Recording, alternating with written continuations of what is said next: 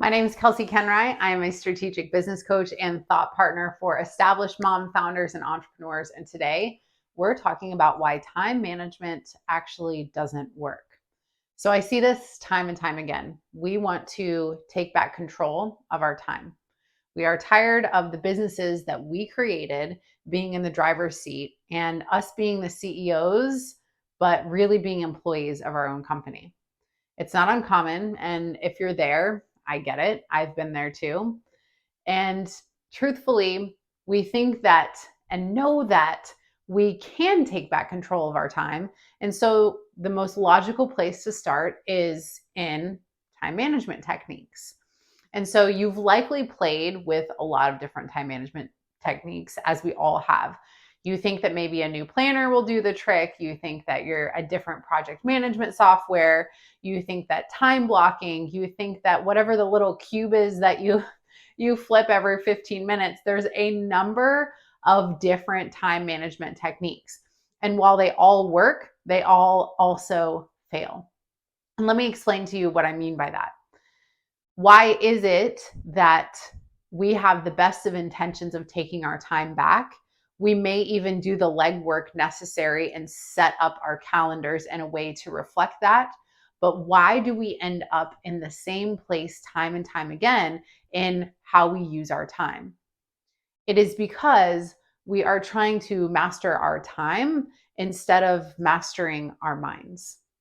And before you're like, okay, this doesn't make sense. What are you talking about, Kelsey? Let me dive deeper into this. So let's think about what happens in the sequence of events when we try to manage our time. We take whatever technique that we're going to apply to our schedule and we put that in, right? We say, okay, we're going to start time blocking. We're going to do an audit of our time. Let me also preface all of this by saying that one of the first things that I look at when I start working with a client is their schedule, is how they are spending their time and their energy. When women come to me, they've built something beautiful and successful and it's working, maybe externally, but it doesn't feel like it's working. And they're really struggling to balance and juggle motherhood and the business and all the demands that are surrounding them and on their shoulders. And so we have to look at how we're spending our time. We have to look at what is the schedule that you've outlined yourself? What is your schedule full of? And we do this for a number of reasons, right? To see on paper what's possible. How many hours do we want to work? How can we reverse engineer to that? So we do need to look at our time. And I even use time blocking as a technique. But once again, we can do that and we can do it really well and we can lay out this beautiful schedule as I do with all of my clients, right? So we spend this time together, we audit the time, we see where they're spending their energy, we see where there's inefficiencies, we see what we need to clean up. We condense, maybe a 50-hour work week into 25. We make that happen on paper. And that needs to happen because we need the awareness of what's possible in order to actually step into and believe there can be change. And so don't think that if you've tried time management techniques before, if you've tried to apply things to get back your time, that it was a waste of time, because you likely learned a lot of things in the process and saw what was possible. You know that you can likely work less hours, but there are things that are holding you back from actually being able to have the discipline to stick to the time that you've laid out. And so this is what I mean about mastering your mind. So if we use my clients for an example, we sit down, we start our time together. I'm flying to them. We're having this awesome VIP day. We dive into their schedule. We're like, okay, let's build out your CEO schedule. Let's take back your time first and foremost. And so we do that. We do the audit. We see, okay, here's where things are going to be. This is where we're going to get your CEO day with no meetings. This is where we're going to put this. And it's this game, this puzzle that we get to play. Okay, awesome. You get to pick your kids up from school now. Like whatever that looks like for them, we're mapping that out. And then inevitably, the same thing will happen. How's the schedule going? What's happening? How are you adhering or not adhering to that schedule? And Nobody has 100% of any of my clients. I've never, for myself or for my clients, laid out a new way of managing their time and put these parameters around this new work schedule, and everybody done it right off the bat 100%, because we're human. And this is where mastering your mind really comes in. So we have to think, okay, we have the logical knowing of this is how many hours that I can work. This is what my work schedule looks like and what I want it to look like. But then every time we come up against a deadline that we've placed for ourselves, say to cut off our workday at a certain time, to only schedule meetings at a certain time, we run into immense resistance because of fear. And so this is where the element of discipline and mastering your mind in order to master your time really comes in. Because if we don't sit in that discomfort, if we don't knowingly say, I set a boundary to end my day at 3 p.m., and that is what I'm going to do. But we have this other voice, this past version of us that is so fearful that if we don't answer that one last email, that if we don't respond to those messages today, that we might fail, that somebody might be disappointed, that somebody might be mad at us. And so we keep teetering back and forth, knowing and seeing and having a vision of how we want to work and when we want to work, but actually being able to hold ourselves to that standard, to that schedule, is a completely different thing. And so I'm going to tell you how you can actually master your mind to master your time. In order to hold yourself to the schedule that you set for yourself, in order to actually hold your time in setting a schedule, is boundaries. And that's really what it comes down to. And when we think about boundaries, the reason why there is fear is because we think about boundaries as pushing people away. We think about it being us putting a wall up. And in some ways it is. But if we think about it in that way, then we are excluding people. And that, as people pleasers, doesn't feel good to us. What we need to think about it as is that we are protecting what is inside that wall, is that we are better setting ourselves up for success by preserving our quality of work, by making sure that when we are in whatever meeting that we're in, that we are fully present, because we can be, because we're not stretched too thin. And so I want you to just keep that in your mind overall, is like when you're setting a boundary, to remember that boundaries aren't about excluding people or pushing people away. They are about self-preservation and protection and really self-respect at the end of the day. To keep your promises to yourself is so, so important. And it is definitely what we want to show our children. And so we need to be the example of that. So in mastering your mind, when it comes to your time specifically, first remember that about boundaries is that you aren't pushing people away. You aren't pushing people away when you choose a shorter workday, when you choose to no longer take, 6 p.m. Meetings because you're going to have dinner with your family instead. You're not pushing people away. You're protecting your well-being. You're setting a standard. You're being the example. I think there's a level here that it's hard for me to not mention here, that we are mothers and we're in this era of being leaders and being able to work from our home and make great money and support our families. And with that becomes, there's the accessibility of everything. There's a lot of overlap, which I also spoke about in a different video.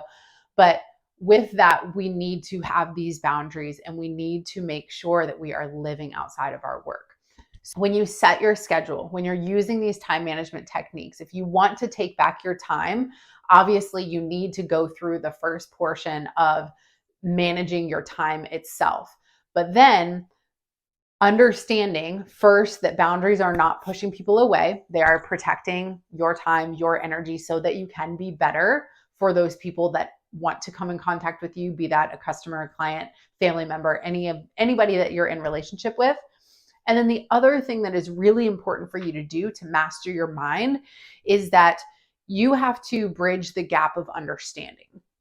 And what I mean by that is you need to understand that a choice that may seem small actually has a ripple effect. So we need to understand the bigger picture, the long-term vision, and the ripple effect of every single one of our actions. And so what I mean by that is, if we use again the example of, let's say you set a cutoff time for yourself at work, and then you come up against, okay, another email came in or another message came in.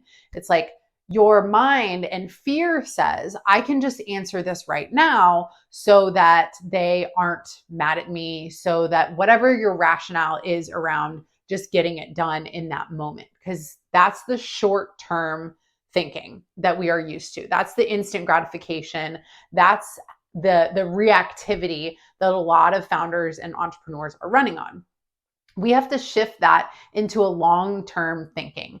We need to be thinking about how all of our little actions add up to bigger actions. So if every single time you are going to leave your office, something else pops up and you choose to keep answering that, you are violating your trust with yourself and not keeping your promise to yourself. You are being an example to your children of, you don't have to do what you say you're going to do. And let's say it's 5 minutes, so you minimize it, but that 5 minutes is 5 minutes that you are missing for yourself, for your family, whatever it is. And so when I say bridge the gap of understanding, this is about bridging from that seemingly small moment to the bigger effect of what that small moment has. And so if we allow that moment to be small, if we look at it as, oh, it's just one email, it's just one message, it's just one more thing on my list. If we look at it as that, it's going to feel easy to dismiss the boundaries that we've set for ourselves. However, if we look at it as something bigger, if we look at that message coming in and you say, if I answer that, I'm abandoning my child, that's going to be a little bit harder to say yes to, right? And so we need that severity. And so if we're going to become disciplined individuals when it comes to mastering our time and being in control of our businesses, then we have to understand the severity of our actions when we go against what we say we're going to do. And we have to understand the example that we are setting for the people that we do work with, for our clients, for our children, for our partners, for anybody that is watching us, which most of us have many more eyes on us than we even realize. And so this is really the key, is you, and what I'm asking you to do is real time, and in those moments, I want you to, yes, revamp your schedule. Yes, pay attention. Yes, use these time management techniques and time block and have a clear, efficient schedule that is allowing you to get the things done that you need to get done. But I want you to stick to that. And the only way that you can stick to that is if, when you don't want to stick to it because something else feels more important, that you utilize that moment to show yourself what is actually most important, which is doing what you said you were going to do. Because that is reflective of your leadership and the example that you are being. And so if you can hold that healthy pressure, if you will, to where it's like, it doesn't seem optional to disregard the boundaries that you've set for yourself, you are going to experience that you will stick to that. And then when you start sticking to the times that you've set for yourself, you will see that you're safe. Because what prevents us from following through in the first place is fear, right? We're afraid that if we stick to it, if we miss that email, if we take too long, if we yada, yada, yada, all these stories and these spirals that happen in our head, we need to prove to ourselves that those thoughts are not facts.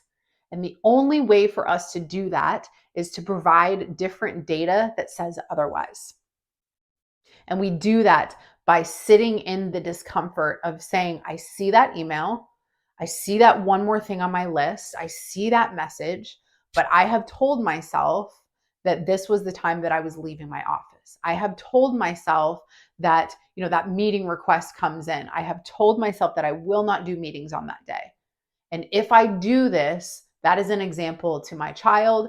That is an example of my leadership. That is an example to my team, that I don't do what I say I'm going to do. And there is nobody in this world that wants that example, right? And so this is such a big part that people miss. And this is why I say time management techniques alone aren't going to work. And this is why we have to address your feelings, your thoughts, and your beliefs around your schedule. And that is why it's only going to work. You're only going to stop overworking and being overwhelmed and running your business in the way that you have if you're willing to be uncomfortable in those small moments so that you can be happier long term. And so I'm asking you today to sit in those moments of discomfort, to remind yourself of the severity of your choices, to think about the long-term effects of the short-term actions, right? And so if you do these things, I promise you that you will be successful in your time management efforts. I hope that this is helpful for you. If you are somebody who has tried time management techniques, if you are somebody who cannot see the forest through the trees in your current schedule, you're like, I don't even know where or how I would even put that puzzle together, much less how to stick to it. Send me a message and let's talk about doing this for you and what this looks like. And so I can get a little better insight into what's going on in the business and why you feel that way. I love talking about time management. I love helping women get their time and their freedom back. And I hope that this has been helpful for you today. And I hope that you will stick with it, set those boundaries, and sit in that discomfort and understand that your choices in that moment aren't just about that moment. So thank you guys for watching, and I'll see you next week.